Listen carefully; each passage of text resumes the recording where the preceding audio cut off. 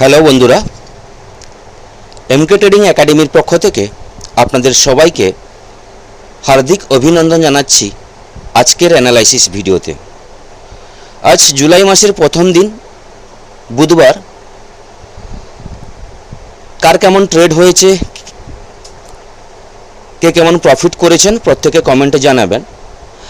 আজকে যদি আমরা নিফটির অ্যানালাইসিস করি, ডেলি টাইম ফ্রেমে একটা পজিটিভ ক্যান্ডেল, যেখানে নিফটি প্রায় 140 পয়েন্ট কাছাকাছি ক্লোজিং দিয়েছে।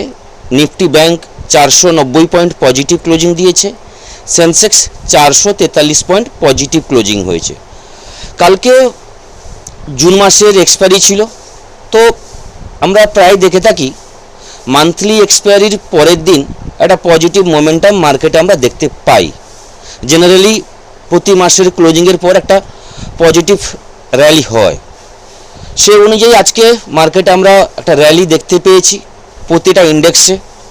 একমাত্র দেখতে গেলে আইটি ইন্ডেক্স বা আইটি সেক্টরের যে স্টকগুলো আছে ভালো মুভমেন্ট হয়নি বা নেগেটিভে ক্লোজিং দিয়েছে। বাকি যদি আমরা সেক্টরাল দেখি তাহলে কিন্তু একটা পজিটিভ ক্লোজিং আজকে দেখতে পেয়েছি। নিফটি যদি আমরা দেখি এবং ছোট টাইম ফ্রেমে নিফটিকে দেখি, তাহলে একটা জিনিস আপনাদেরকে দেখাবো। প্রথম যদি আমরা 1 ঘন্টা বাদ দিয়ে দিই, প্রথম 1 ঘন্টায় আমরা দেখেছিলাম একটা ভালো মুভমেন্ট আমরা দেখতে পেয়েছিলাম। এটা 1 ঘন্টার টাইম ফ্রেম, এবং আজকে এটা জুলাই মাসের 1 তারিখের ফার্স্ট 1 ঘন্টার ক্যান্ডেল, এবং তারপর আধ ঘন্টা, অর্থাৎ যখনই নিফটি 24,000 লেভেলে আসে, তারপর থেকে বলতে গেলে প্রায় 11টার পর থেকে নিফটি পুরো সাইডওয়েজ হয়ে যায়। 24,000 থেকে 24,040 এই রেঞ্জের মধ্যে সকাল 11টার পর থেকে 3টে পর্যন্ত এই লেভেলের মধ্যে নিফটি টাইম স্পেন্ড করেছে। পুরো বলতে গেলে 40 থেকে 50 পয়েন্ট হার্ডলি মুভমেন্ট হয়েছে। প্রিমিয়াম ইটিং হয়েছে, বোথ সাইডের প্রিমিয়াম ডিকে করেছে। তো 11টার পর থেকে বলতে গেলে অপশান সেলারের একটা ভালো দিন ছিল। অপশান বায়ারের জন্য ফার্স্ট হাফে 1 থেকে 1.5 ঘন্টা একটা ভালো মোমেন্টাম, ভালো মুভমেন্ট আমরা দেখতে পেয়েছি। 24,000-এর পর আমি বলেছিলাম 24,040 এবং 24,080 এই দুটো জোন নিফটির কাছে আজকে বড় বাধা হয়ে দাঁড়াবে আপসাইডে মুভমেন্টের জন্য।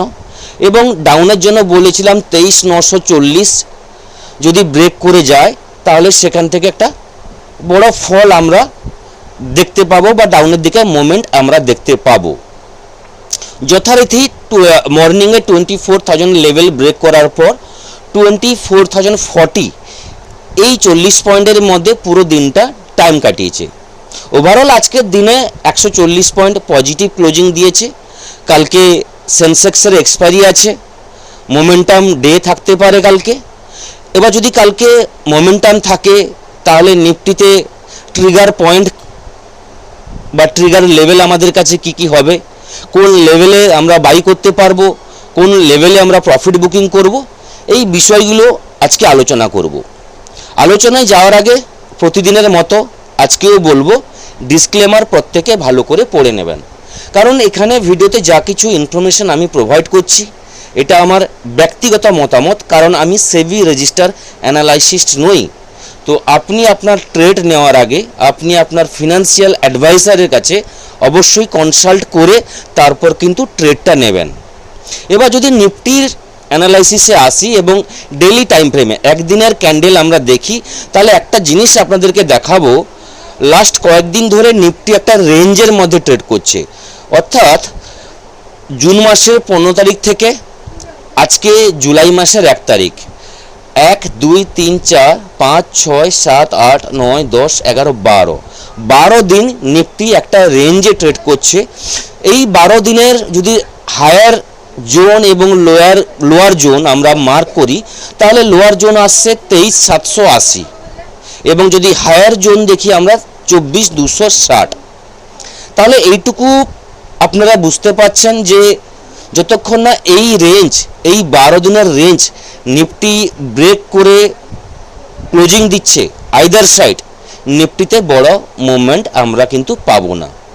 তার মানে একটা ফিগার আমাদের কাছে চলে আসছে, 24,200 উপরে নিফটিকে ক্লোজিং দরকার আপসাইড মোমেন্টামের জন্য, এবং 23,780 নিচে ক্লোজিং দরকার ডাউনসাইড ভালো মোমেন্টামের জন্য। এটা হলো পজিশনাল বেসিসে। এবার যেহেতু আমরা ইন্ট্রাডে ট্রেডিং করি, আমরা স্ক্যাল্পিং ট্রেডিং করি, সুইং ট্রেডিং করি, তাহলে আমাদের ইন্ট্রাডে প্ল্যান কেমন হবে?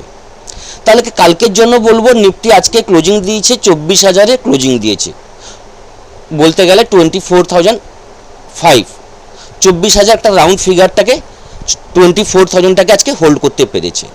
এবার বলবো কালকে যদি নিফটিতে আমরা প্ল্যান করি আপসাইডের জন্য, তাহলে আমি বলবো 24,050, 40 থেকে 50 যেই জোনটা বা যেই লেভেলটা আজকে নিফটির কাছে ম্যাক্সিমাম টাইম বাধা হয়ে দাঁড়িয়েছে আপসাইডে মুভমেন্টের জন্য, 24,050 এই জোনের উপরে নিফটি কালকে যদি ওপেনিং হয় বা গ্যাপ ডাউন ওপেনিংয়ের পর এই লেভেলটা ক্রস করে ব্রেক করে উপরে স্টে করতে পারে।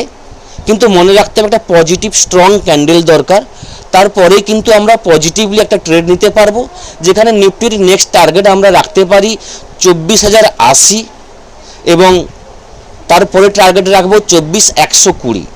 এই দুটো টার্গেটের জন্য ফার্স্ট আমরা প্ল্যান করব 24,050-এর উপরে, এবং 24,120 যদি ব্রেক করে যায় এবং এর উপরে স্টে করতে পারে, কারণ কালকে সেন্সেক্সের এক্সপায়ারি আছে, যদি বড় কিছু মোমেন্টাম বা মুভমেন্ট আসে 24,120 লেভেলটাও ব্রেক করতে পারে।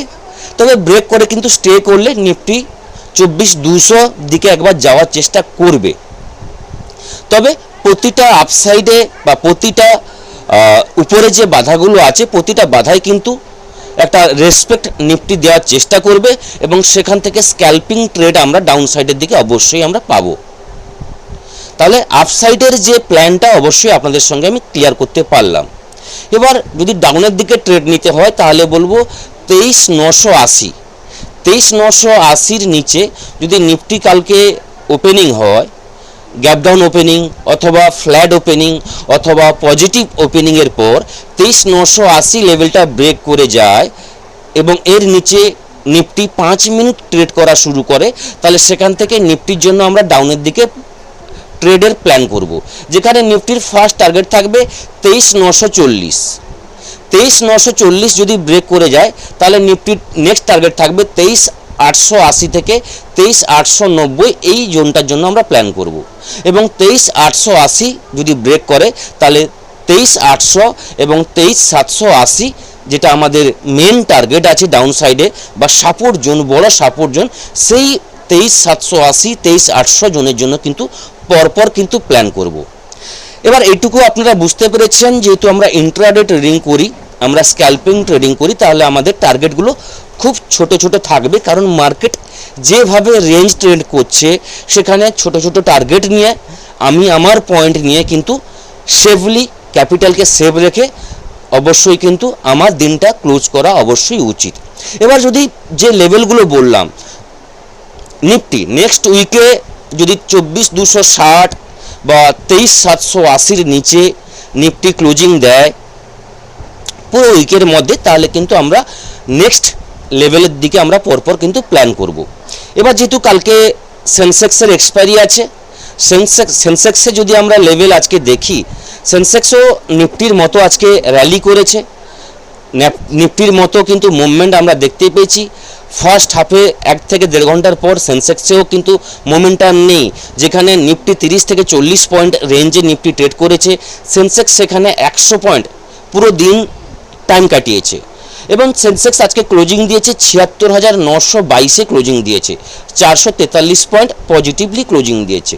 কালকে সেন্সেক্স এক্সপায়ারি আছে, মোমেন্টাম থাকতে পারে, মিনিমাম 400-500 পয়েন্ট একটা মোমেন্টাম কালকে কিন্তু সেন্সেক্সে আমরা এক্সপেক্ট করব, অর্থাৎ 76,000 ডাউন সাইডে অথবা 77,500 এই লেভেলগুলো কিন্তু কালকে আমরা এক্সপেক্ট করতে পারি সেন্সেক্সে। কালকে আমার প্ল্যান থাকবে 500 পয়েন্ট সেন্সেক্সে, 500 থেকে 700 পয়েন্ট সেন্সেক্সে একটা মুভমেন্ট কিন্তু কালকে আমরা দেখতে পারি। তো সেন্সেক্সে আমার প্রথম ভিউ থাকবে আজকের হাই অর্থাৎ 77,100 এর উপরে যদি সেন্সেক্স কালকে ট্রেড করে তাহলে সেখান থেকে পজিটিভলি আমরা কিন্তু ট্রেড করব, যেখানে ফার্স্ট টার্গেট থাকবে 77,260, সেকেন্ড টার্গেট থাকবে 77,500 এবং থার্ড টার্গেট থাকবে 77,750 থেকে 780। এই তিনটে টার্গেটের জন্য সেন্সেক্সে কিন্তু প্ল্যান করব। তো 77,100-এর উপরে যদি সেন্সেক্স স্টে করতে পারে তাহলেও কিন্তু পজিটিভ ভিউ নিয়ে আমরা ট্রেড করতে পারি। এবার যদি ডাউনের দিকে ট্রেড করি বা গ্যাপ ডাউন ওপেনিং হয় এবং সেন্সেক্সে যদি 77,850 লেভেলটা ব্রেক করে যায় তাহলে সেখান থেকে ডাউনের ভিউ নিয়ে আমরা সেন্সেক্সে ট্রেড করব, যেখানে ফার্স্ট টার্গেট থাকবে 76,700, একটা ফার্স্ট টার্গেট থাকবে। সেকেন্ড টার্গেট থাকবে আজকের লো অর্থাৎ 77,550 থেকে 77,500, এই জোনটা কিন্তু আমরা দেখতে পাবো। এবং কালকে বলে রাখি 77,500-র পর সেন্সেক্সে ডাউন সাইডে গামা ব্লাস্ট হতে পারে এবং যদি আপ সাইডে হয় তাহলে বলবো 77,500 যদি ব্রেক করে তাহলে সেখান থেকে সেন্সেক্সে গামা ব্লাস্টের সম্ভাবনা আছে। তো 77,500 এবং 76,500 এই দুটো লেভেলকে মাথায় রেখে কালকে ট্রেড করতে হবে। এই দুটো লেভেলের পর কালকে কিন্তু সেন্সেক্সে একটা গামা ব্লাস্টের সম্ভাবনা আছে। এবার যদি ব্যাঙ্ক নিফটির ভিউ বলি, 58,000-এর উপরে ব্যাঙ্ক নিফটি ক্লোজিং দিয়েছে, একটা ভালো জায়গায় ব্যাঙ্ক নিফটি ক্লোজিং দিয়েছে। ব্যাঙ্ক নিফটিতে যদি কালকে পজিটিভলি কোনো কিছু ওপেনিং হয় বা পজিটিভ ওপেনিং হয় এবং 58,100 লেভেলটা যদি হোল্ড করতে পারে সেখান থেকে পজিটিভলি ব্যাঙ্ক নিফটিতে আমরা প্ল্যান করব, যেখানে ব্যাঙ্ক নিফটি 58,300, 58,500 এবং 58,700 এই লেভেলগুলো কিন্তু পরপর কিন্তু ব্যাঙ্ক নিফটিতে আসবে। এবার যদি ব্যাঙ্ক নিফটিতে আমরা ডাউনের দিকে কোনো সেট আপ তৈরি করতে চাই বা কোনো নেগেটিভ ফল তৈরি হয় বা নেগেটিভ নিউজ আসে তাহলে বলবো 57,900 এই লেভেলটার নিচে ব্যাঙ্ক নিফটিতে ডাউনের দিকে ট্রেড করতে পারি, যেখানে 57,700 এবং আজকের যদি লো দেখি 57,500 এই লেভেল পর্যন্ত কালকে ব্যাঙ্ক নিফটিতে আমরা প্ল্যান থাকবে ডাউনের দিকে। এই জায়গাটায় এলে কিন্তু ব্যাঙ্ক নিফটিতে আবার কিন্তু রিভার্স আমরা দেখতে পাবো। 57,500 ব্যাঙ্ক নিফটির কাছে একটা বড় সাপোর্ট জোন কিন্তু আমরা দেখতে পাচ্ছি।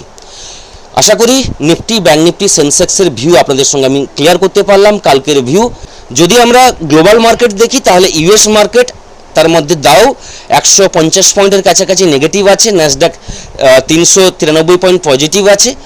ইউএস মার্কেট বলতে গেলে ফ্ল্যাট এবং নেগেটিভ এবং পজিটিভ দুদিকেই আছে। Europe market negative. যদি আমরা এশিয়ান মার্কেট দেখি, গিফট নিফটি 7 পয়েন্ট নেগেটিভ এই মুহূর্তে ট্রেড করছে। বাকি যদি আমরা দেখি, Nikkei 412 point negative, Taiwan 893 point positive আছে, Korea 173 point negative, Hang Seng 145 point negative আছে। এশিয়ান মার্কেট বলতে গেলে মিক্সড আছে।